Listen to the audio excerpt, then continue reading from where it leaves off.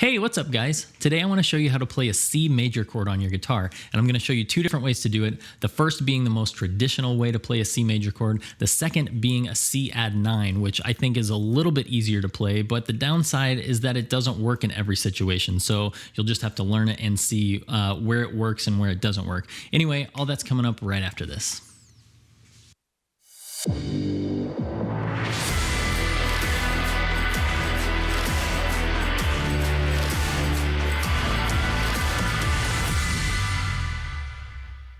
All right, so the traditional way to play this chord is like this. We're going to first skip this low E string completely. We don't use that one at all. We're going to start on the 3rd fret of the A string. Next, we've got a 2nd fret on the D string. Then we have an open G string. Then we have a 1st fret on the B string. And then we have an open high E string. So altogether we have 3, 2, open, 1, open. And altogether that sounds like this. Now, one thing that I think helps with this chord is to actually wrap your thumb around the top of the neck like this. Some people will say that that's bad playing or bad technique, but I think the most important thing is to stay comfortable. If you can get the sound that you want by wrapping your thumb, I say go for it, because personally I think it's a lot more comfortable, and there's a lot of other reasons that I like doing this for things like bends and stuff. But for this chord, I think that it works out well, and I can actually mute out that low E string with my thumb. The difference would be if I were to lower my thumb like that. I can still get the chord sound that I need, but it just feels weird to me. So I like using my thumb over the top because it just feels more natural. Another thing that I think really helps with this chord is to remember to give yourself a lot of space. And what I mean by that is to imagine that you're holding a ball. And when you do that, you can actually stick your fingers through the space that you're creating. And I can actually stick my finger underneath the guitar neck like this into where my palm is. So giving yourself some space will allow all those notes to ring out. And, if you don't have any space and you're cramming your palm up against the back of the neck like that, you're going to run into some string mutes like that. And that's not what you want. So thumb around the top, give yourself some space. Imagine that you're holding a ball, and you should be good to go on this one. Okay, so this next variation is called a C add 9, and like I said earlier, it doesn't work in every situation, but it works in most situations, I think, and it's a little bit easier to play. And if you know a G major chord, you're already almost there.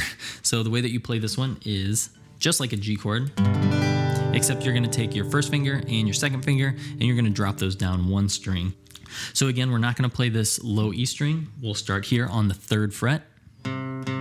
On the A string, so we've got 3rd fret on A, then we've got a 2nd fret on D, next we have an open G string, then we have a 3rd fret on B, and then we have a 3rd fret on high E.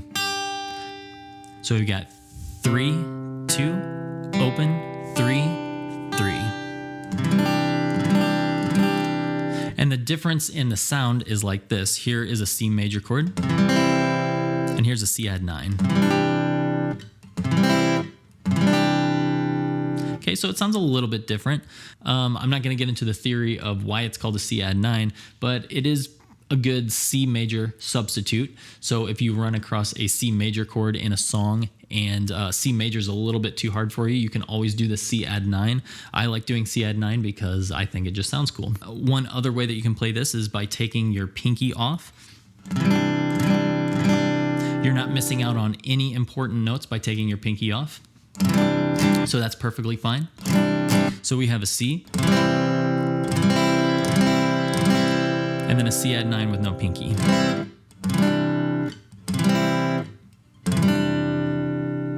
Anyway, one helpful tip for this C add 9 is to play it a lot like a G chord. So with a G chord, you want to take this part of your hand right here and put it on like the 1st fret of your guitar, and then wrap into the chord like that.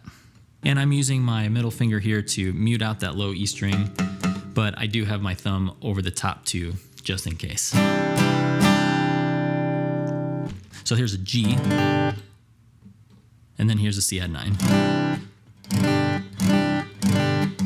And it's a really easy switch between a G and a C add 9. All right, and so again, that chord does not work in every situation, but I think it works in most situations that you would have a C major chord in. It's really just gonna be up to you and your ear to decide when you think it works and when it doesn't.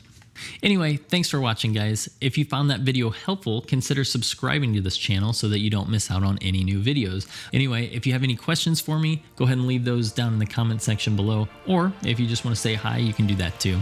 Anyway, thanks again for watching, and we'll see you next time.